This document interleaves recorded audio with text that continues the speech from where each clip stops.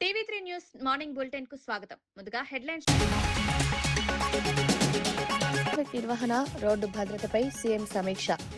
Road ప్రమాదాల నివారణకు ప్రత్యేక చర్యలు. ట్రాఫిక్ నిర్వహణపై అధికారులకు ఆదేశాలు. ప్రజల ప్రాణరక్షణే ప్రభుత్వ లక్ష్యం.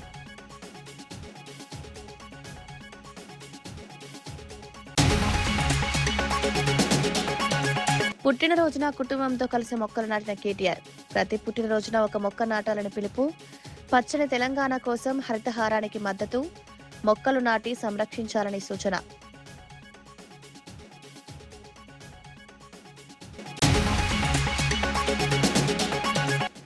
నీట్ లీక్లపై కఠిన చర్యలకు చట్ట సవరణలు. పరీక్షల అక్రమాలపై కఠిన శిక్షలకు సిద్ధం. పేపర్ లీక్ కేసులకు ఫాస్ట్ ట్రాక్ కోర్టుల ప్రతిపాదన. పరీక్షల పారదర్శకతకు కేంద్ర కీలక నిర్ణయం.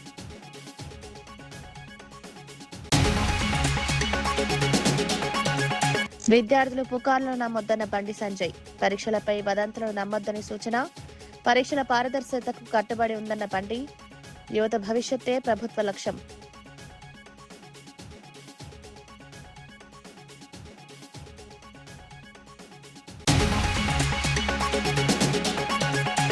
బీఆర్ఎస్ పై స్పందించిన నేతలు ఎందుకన్న మహేష్. నేటి అంశంపై బీఆర్ఎస్ మౌనాన్ని ప్రశ్నించిన కాంగ్రెస్. విద్యార్థుల కోసం కాంగ్రెస్ పోరాటం. బీఆర్ఎస్ రాజకీయాలను ప్రజలు గమనిస్తున్నారన్న మహేష్. తెలంగాణలో ట్రాఫిక్ నిర్వహణను మరింత సమర్థవంతంగా మార్చడంతో పాటు రోడ్డు ప్రమాదాల నివారణకు చేపట్టాల్సిన చర్యలపై ముఖ్యమంత్రి రేవంత్ రెడ్డి ఉన్నత స్థాయి సమీక్ష నిర్వహించారు. ఎంసీఆర్హెచ్ఆర్డీలో జరిగిన ఈ సమావేశంలో ప్రభుత్వ సలహాదారులు సుదర్శన్ రెడ్డి, రామకృష్ణారావు, ప్రధాన కార్యదర్శి సంజయ్ జాజు, డీజీపీ సివి ఆనంద్తో పాటు వివిధ శాఖల ఉన్నతాధికారులు పాల్గొన్నారు. నగరాలతో పాటు రాష్ట్ర వ్యాప్తంగా పెరుగుతున్న ట్రాఫిక్ రద్దీ, ప్రమాదాల నివారణ, ఆధునిక ట్రాఫిక్ మేనేజ్మెంట్ వ్యవస్థల అమలుపై అధికారులు సీఎంకు వివరించారు. ప్రమాదకర ప్రాంతాలను గుర్తించి ప్రత్యేక చర్యలు తీసుకోవాలని, రహదారి భద్రతపై ప్రజల్లో అవగాహన పెంచాలని సూచించారు.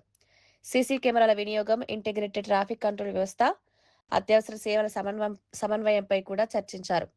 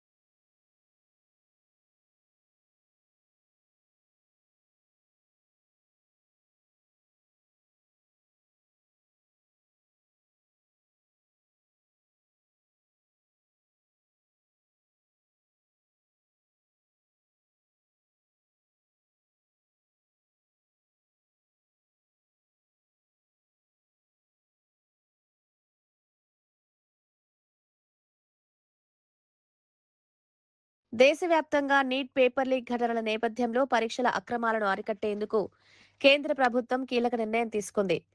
పబ్లిక్ ఎగ్జామినేషన్స్ చట్టం 2024లో సవరణలకు కేంద్ర మంత్రివర్గం ఆమోదం తెలిపింది. ప్రశ్నాపత్రాల లీకేజీలు, పరీక్షల్లో సంఘటిత అక్రమాలకు పాల్పడే వారిపై మరింత కఠిన శిక్షలు విధించేలా మార్పులు ప్రతిపాదించారు. జైలు శిక్షలతో పాటు భారీ జరిమానాలు విధించే నిబంధనలను బలోపేతం చేయనున్నారు. పరీక్షల అక్రమాలకు సంబంధించిన కేసుల విచారణ వేగంగా పూర్తయ్యేలా ప్రత్యేక ఫాస్ట్ ట్రాక్ కోర్టుల ఏర్పాటుకు కూడా ప్రతిపాదించారు. నిర్దిష్ట కాల వ్యవధిలో దర్యాప్తు, విచారణ పూర్తయ్యేలా చట్టపరమైన వ్యవస్థను మరింత పటిష్టం చేయనున్నారు. ఈ సవరణ బిల్లును త్వరలో లోక్సభలో ప్రవేశపెట్టే అవకాశం ఉందని కేంద్ర వర్గాలు తెలిపాయి. పరీక్షల పారదర్శకతను కాపాడుతూ విద్యార్థుల భవిష్యత్తును రక్షించడమే ఈ చట్ట సవరణల ప్రధాన ఉద్దేశమని పేర్కొన్నారు.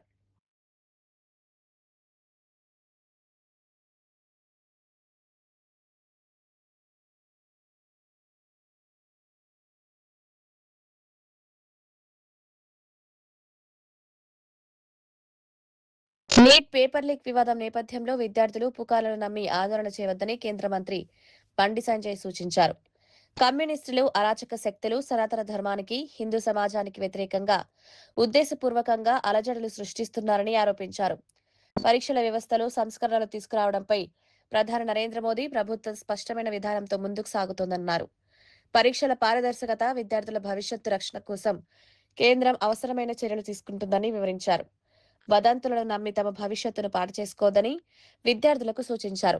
ప్రభుత్వం తీసుకొస్తున్న మార్పులపై విశ్వాసం ఉంచాలని, పరీక్షల నిర్వహణను మరింత పటిష్టంగా మార్చేందుకు చర్యలు కొనసాగుతున్నాయని తెలిపారు. రాబోయే రోజుల్లో కూడా ఇటువంటి అక్రమాలు జరగకుండా అనేక సంస్కరణలు తీసుకొచ్చి పొరపాట్లు జరగకుండా ఉండడానికి అనేక చట్టాలు తీసుకొస్తున్నాం. దీనికి ఈ ప్రతిపక్ష పార్టీలో ఆ పార్టీలో వాళ్ళ వలలో పడకుండా, అరాచక శక్తుల యొక్క ట్రాప్లో పడకుండా, సోషల్ మీడియాలో వస్తున్న వదంతులను నమ్మకుండా మీ భవిష్యత్తును కాపాడుకోవాలని చెప్పి, మీ బంగారు భవిష్యత్తును కాపాడుకోవాలని చెప్పి మనస్ఫూర్తిగా ఈ వేదిక ద్వారా వాళ్ళకి అప్పీల్ చేస్తాను. జేఎన్టీయు కాకినాడ, మంగళగిరికి చెందిన ప్రముఖ డిజిటల్ ట్రాన్స్ఫర్మేషన్ సంస్థ ఎఫెక్ట్రానిక్స్ సిస్టమ్స్ ప్రైవేట్ లిమిటెడ్ సంయుక్తంగా పరిశ్రమల అవసరాలకు అనుగుణంగా కొత్త ఎంటెక్ కోర్సును ప్రారంభించనున్నాయి. ఇందుకోసం ఇరు సంస్థలు విజయవాడలో అవగాహన ఒప్పందంపై సంతకాలు చేశాయి. JNTU vice chancellor CSRK Prasad సమక్షంలో ఈ కార్యక్రమం జరిగింది. ఇంటర్నెట్ ఆఫ్ థింగ్స్ విభాగంలో 2 ఏళ్ల ఇండస్ట్రీ స్పాన్సర్డ్ ఎంటెక్ కోర్సును ప్రారంభిస్తున్నట్లు అధికారులు వెల్లడించారు. తొలి విడతలో 25 మంది విద్యార్థులతో ఈ కోర్సు ప్రారంభం కానుంది. పరిశ్రమలకు అవసరమైన ఆధునిక సాంకేతిక నైపుణ్యాలను విద్యార్థులకు అందించడమే లక్ష్యంగా ఈ కార్యక్రమాన్ని రూపొందించినట్లు తెలిపారు. అకాడమిక్ విద్యతో పాటు ప్రాక్టికల్ శిక్షణ, పరిశ్రమ అనుభవం కల్పించి విద్యార్థులను ఉద్యోగాలకు సిద్ధం చేయనున్నట్లు పేర్కొన్నారు. 25 మెంబర్స్ స్టూడెంట్స్కి ఎంటెక్ కోర్స్ బిల్డ్ చేసి ఎవ్రీ ఇయర్ 25 మెంబర్స్ని స్కాలర్షిప్తో మేము రన్ చేస్తాం. మన ప్రొడక్ట్స్ అంటే మన ప్రజలకి జీవన విధానంలో కావాల్సినటువంటి సౌకర్యాలు కానీ, వస్తువులు కానీ, ఏదైనా కానీ మన దేశంలోనే మనం తయారు చేసుకోగలగాలి. దానికి అనుగుణంగా ఎన్ఈపి 2020 అని ఒక మన ఎడ్యుకేషన్ పాలసీ డాక్యుమెంట్ వచ్చింది. మన క్లాస్ రూమ్లో పాఠాలు చెప్తే ఒకటే సరిపోదు. మన చుట్టూ సొసైటీలో, సమాజంలో ఉన్నటువంటి ప్రాబ్లమ్స్ ఏంటి, ఆ ప్రాబ్లమ్స్ కావాల్సినటువంటి సొల్యూషన్స్ ఏంటి, వాటికి కావాల్సినటువంటి వస్తువులు కానీ, ఎక్విప్మెంట్ కానీ మనం ఇక్కడే తయారు చేసి సాధించాలి అని అనుకున్నప్పుడు ఎడ్యుకేషన్ ఇన్స్టిట్యూషన్స్కి, ఇండస్ట్రీకి ఒక అనుసంధానం కావాలి. ప్రతి సంవత్సరం 25 మంది స్టూడెంట్స్ని మెరిట్ బేస్డ్గా తీసుకొని వాళ్ళందరికీ ఒక 1 ఇయర్ మా దగ్గర చదువుతారు. నెక్స్ట్ 1 ఇయర్ వాళ్ళ ఎలక్ట్రానిక్స్ ఇండస్ట్రీలోనే వాళ్ళు ఇంటర్న్షిప్ తీసుకుంటారు. ఇంటర్న్షిప్ చేసే టైంలో వాళ్ళందరికీ ఇంటర్న్షిప్ ఫెలోషిప్ ఇస్తారు. సక్సెస్ఫుల్గా కంప్లీట్ అయిన తర్వాత వాళ్ళకు ఉద్యోగాలు కూడా కల్పిస్తారు. పుట్టినరోజున కుటుంబంతో కలిసి మొక్కలు నాటిన కేటీఆర్ తన పుట్టినరోజు సందర్భంగా BRS working president KT Ramarao Erravelli వ్యవసాయ క్షేత్రంలో కుటుంబ సభ్యులతో కలిసి మొక్కలు నాటారు. పర్యావరణ పరిరక్షణ ప్రతి ఒక్కరి బాధ్యత అని పేర్కొంటూ హరితహారానికి తన మద్దతు తెలిపారు. మొక్కలు నాటడమే కాకుండా వాటిని సంరక్షించడం కూడా సమాజం బాధ్యత అని కేటీఆర్ అన్నారు. భావితరాలకు పచ్చని తెలంగాణను అందించాలంటే ప్రతి ఒక్కరూ కనీసం ఒక మొక్కను నాటి దాన్ని పెంచాలని పిలుపునిచ్చారు. వాతావరణ మార్పులు, పెరుగుతున్న కాలుష్యం నేపథ్యంలో పచ్చదనం పెంపు అత్యంత అవసరమని పేర్కొన్నారు. ప్రతి పుట్టినరోజు, ప్రతి శుభకార్యాన్ని మొక్కలు నాటే కార్యక్రమంతో అనుసంధానం చేయాలని పిలుపునిచ్చారు.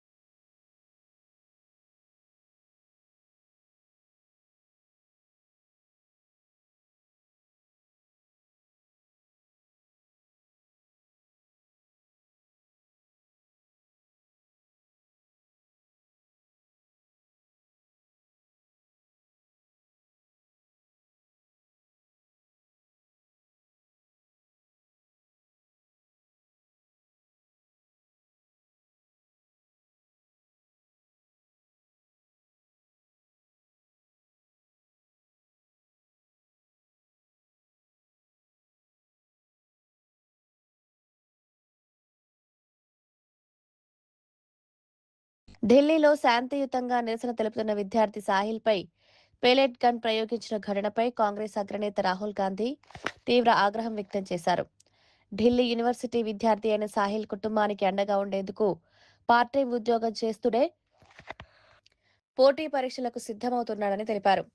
ఎస్ఎస్సీ పేపర్ లీక్ బాధితులైన అతను పరీక్షల పారదర్శకత కోసం నిరసనలో పాల్గొనగా ఇప్పుడు ఒక కన్నుచూపును కోల్పోయే ప్రమాదంలో ఉన్నాడని పేర్కొన్నారు.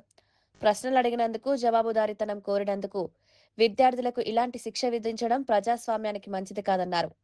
సాహిల్తో పాటు న్యాయం కోరుతున్న ప్రతి విద్యార్థికి కాంగ్రెస్ అండగా ఉంటుందని స్పష్టం చేశారు. पीसफुल प्रोटेस्ट कर रहे थे.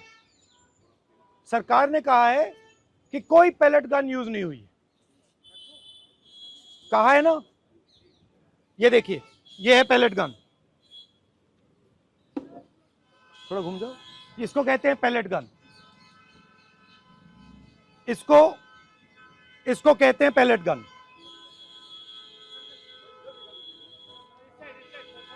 ठीक है. और इनकी आंख डैमेज हो गई है. इनकी आंख से इनको दिखाई नहीं दे रहा है. तो ये हमारे फ्यूचर है हिंदुस्तान के. ऐसे हजारों युवाओं पर पैलेट गन चलाई गई है, लाठी चलाई गई है, मारा गया है, पीटा गया है. और ये क्या कर रहे हैं? पीसफुल प्रोटेस्ट कर रहे हैं. क्यों कर रहे हैं? इनका पेपर लीक हुआ है. इन्होंने पुलिस का एग्जाम किया, मेहनत की, सालों मेहनत की, और फिर एक दिन इनको बताया गया कि भैया पेपर लीक हो गया है, आपके पास 60-70 लाख रुपए नहीं है, जिसके पास है वो पेपर खरीद के चला गया, आप जानो, आपका काम जाने. और ये लाखों लोगों के साथ हुआ है. इनके माता पिता ने मेहनत के पैसे से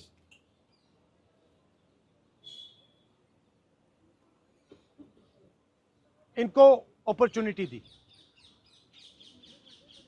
तो सरकार को झूठ बोलना बंद करना पड़ेगा. सरकार ने हमारे फ्यूचर पर आक्रमण किया है. और फ्यूचर क्या कह रहा है?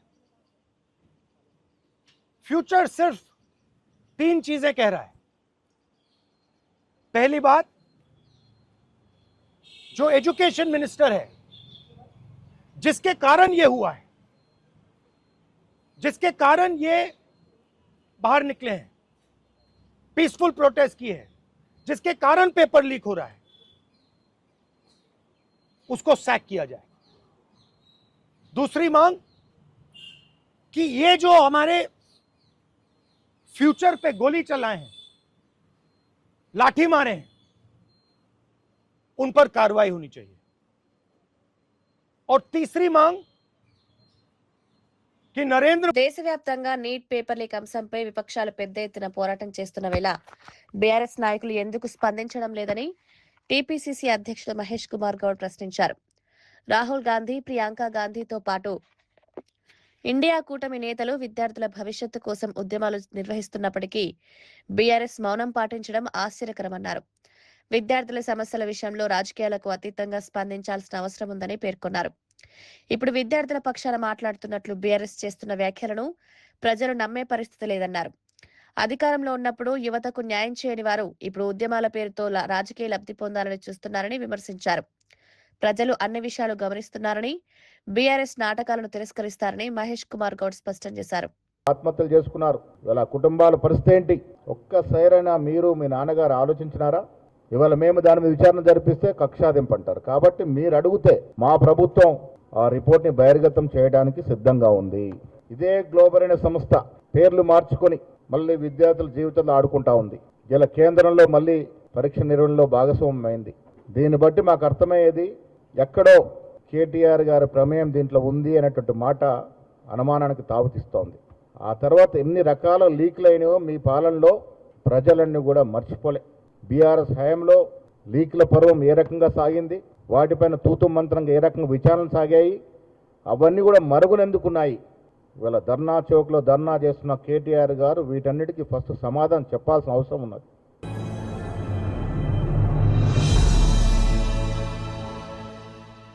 ఎస్ఐఆర్ ప్రక్రియలో కాంగ్రెస్ కార్యకర్తలు బాధ్యతాయుతంగా వ్యవహరించాలని పార్టీ నాయకత్వం పిలుపునిచ్చింది.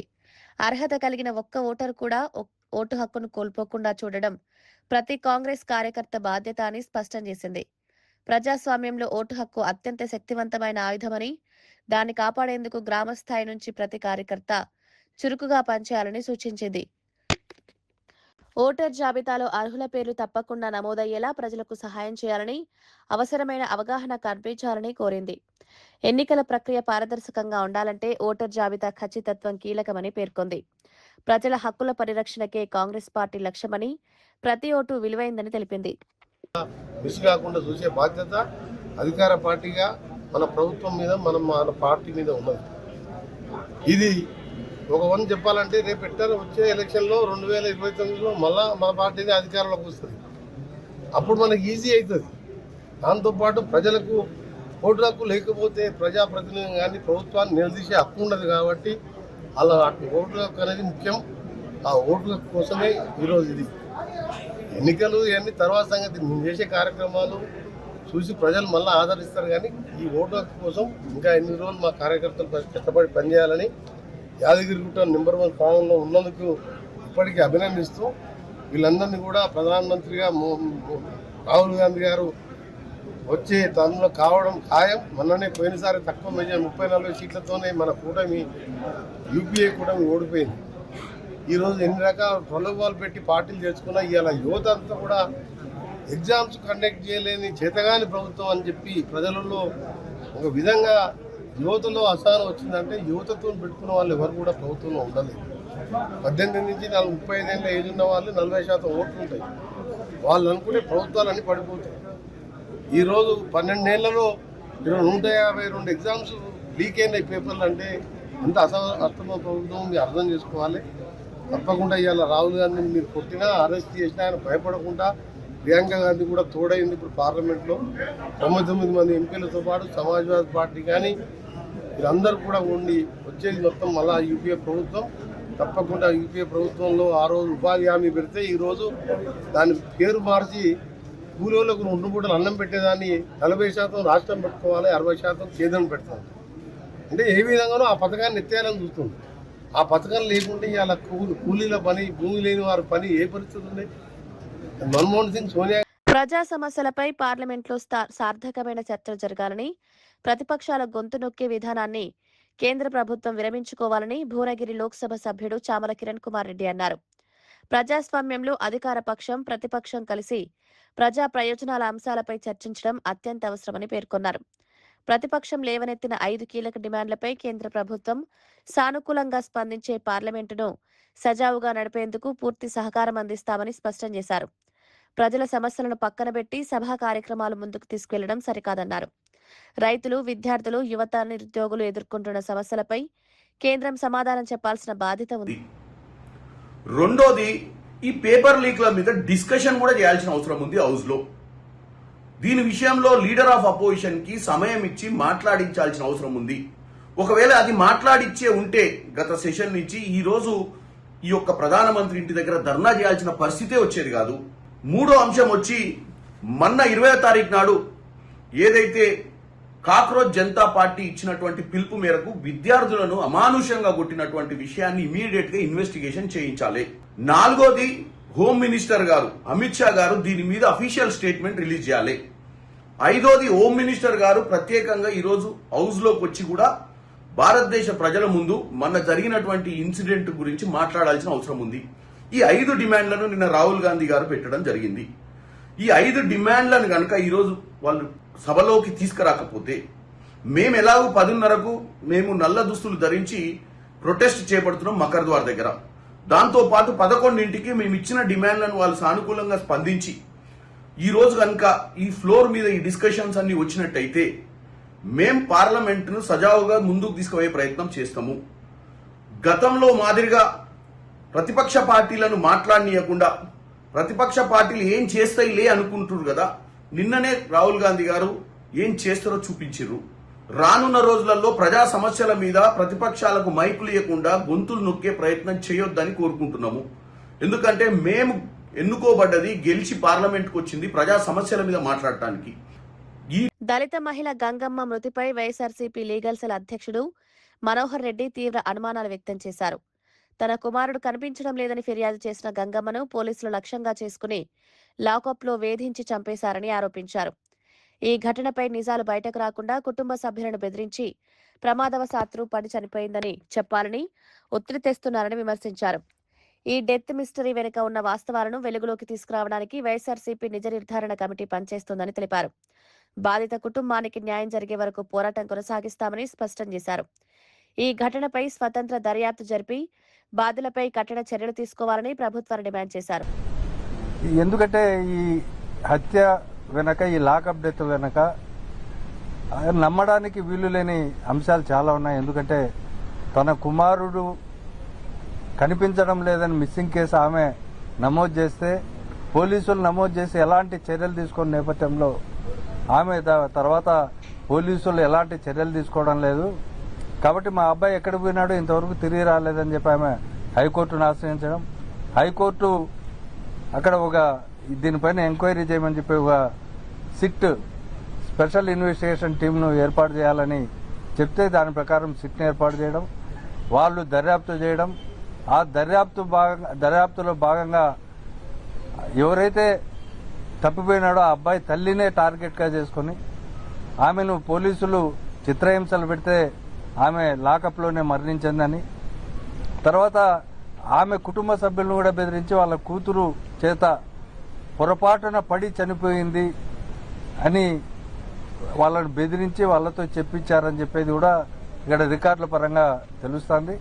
కానీ అందుకనే మేము దీంట్లో ఇది ఎలాంటి వాస్తవాలు బయటికి వస్తాయని చెప్పి పోలీసు వాళ్ళని కానీ, ఇక్కడ ఈ గ్రామస్తులను కానీ, లేకపోతే బాధిత కుటుంబాన్ని కానీ ఇవాళ పరామర్శించడానికి వచ్చాం. తర్వాత ఈ సందర్భంగా మరిన్ని అంశాలు వెలుగులోకి తీసుకురావడానికి మేము పోలీసులతో కూడా సంప్రదిస్తాం. తర్వాత మళ్ళీ ఏం జరిగిందనే సమాజానికి తెలియజేసే బాధ్యత తీసుకుంటాం. తెలంగాణ మంత్రి కోమటిరెడ్డి వెంకటరెడ్డిపై కాంగ్రెస్ ఎమ్మెల్యే మందుల శామ్యూల్ తీవ్ర వ్యాఖ్యలు చేశారు. ఎస్సీ నియోజకవర్గాల పట్ల నిర్లక్ష్యంగా, అహంకారపూరితంగా మాట్లాడుతున్నారని ఆరోపించారు. ప్రజల భావోద్వేగాలను గౌరవించకుండా వ్యవహరించడం సరికాదని పేర్కొన్నారు. ఎస్సీ ప్రజలను తక్కువగా చూసే ధోరణిని ఎట్టి పరిస్థితుల్లోనూ సహించబోమని హెచ్చరించారు. ప్రజాప్రతినిధులు అన్ని వర్గాల ప్రజలను సమానంగా చూడాల్సిన బాధ్యత ఉందని గుర్తు చేశారు. అధికార అహంకారంతో చేసే వ్యాఖ్యలు ప్రజల్లో అసంతృప్తిని పెంచుతాయన్నారు. ప్రజల గౌరవాన్ని దెబ్బతీసే విధంగా ఎవరైనా మాట్లాడితే ప్రజాస్వామ్య పద్ధతిలో తగిన సమాధానం ఇస్తామని స్పష్టం చేశారు. ప్రజల సమస్యల పరిష్కారంపై దృష్టి పెట్టాలని, వివాదాస్పద వ్యాఖ్యలతో రాజకీయాలు చేయడం మానుకోవాలని సూచించారు. అందుకే 2 మంత్రి పదవులు మిగిలి ఉన్నాయి. కనుక వాళ్ళకోటి ఇవ్వాలని చెప్పి నేను రాష్ట్ర ప్రభుత్వానికి, ముఖ్యమంత్రి గారికి, సోనియా గాంధీ గారికి, రాహుల్ గాంధీ గారికి, ఖర్గే గారికి నేను అప్పీల్ చేస్తా ఉన్నా. నేను ఇవాళ నన్ను ఈ నియోజకవర్గానికి నాకు చెప్పకుండా నా ప్రోటోకాల్ను, నా హక్కులను హరించినందుకు నేను ఖర్గేకు, రాహుల్ గాంధీ కూడా నేను కంప్లైంట్ చేస్తాను మనం చెప్తున్నాను. అందుకోసమనే నేను మీ కాళ్ళ చేతులలో కాలు పట్టుకొని నిలబట్టుకొచ్చాను కాదు. నేను కష్టజీవిని, తెలంగాణ పోరాట యోధుని. నేను తిండి లేక తిప్పలేక తెలంగాణ సోనియా గాంధీ ఇచ్చింది కాబట్టే ఇలా హీరోలమైన, లేకపోతే అంత జీరోలే. అందుకోసమనే సోనియా గాంధీ ఎందుకోసం వచ్చింది? మా మీద పెత్తనం చేయాలని మీకు ఇయ్యలే. మీ అంతా మీరు బతుకుని మీ రాజ్యం మీరు చేసుకోండి. వాడు ఎస్సీలు ఉంటే వానికి ఎవరికి అవకాశం వాడు చేసుకోమని చెప్పింది. కానీ ఇవాళ మా మీద మీ పెత్తనం ఏంటి?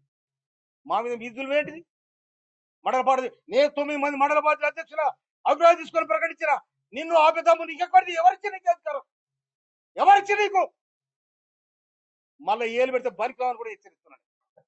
అందుకోసమనే నిర్వహణ, రోడ్డు భద్రతపై సీఎం సమీక్ష, రోడ్డు ప్రమాదాల నివారణకు ప్రత్యేక చర్యలు, ట్రాఫిక్ నిర్వహణపై అధికారులకు ఆదేశాలు, ప్రజల ప్రాణరక్షణే ప్రభుత్వ లక్ష్యం.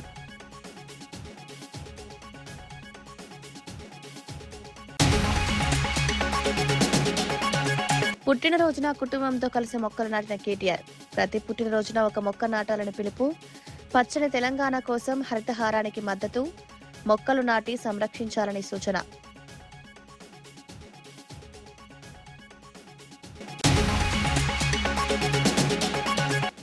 నీట్ లీక్లపై కఠిన చర్యలకు చట్ట సవరణలు.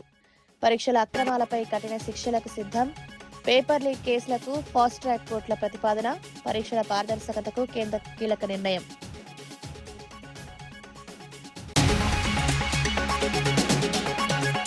విద్యార్థులు పుకార్లను నమ్మొద్దన్న బండి సంజయ్, పరీక్షలపై వదంతులను నమ్మొద్దని సూచన, పరీక్షల పారదర్శకతకు కట్టుబడి ఉందన్న బండి, యువత భవిష్యత్తే ప్రభుత్వ లక్ష్యం.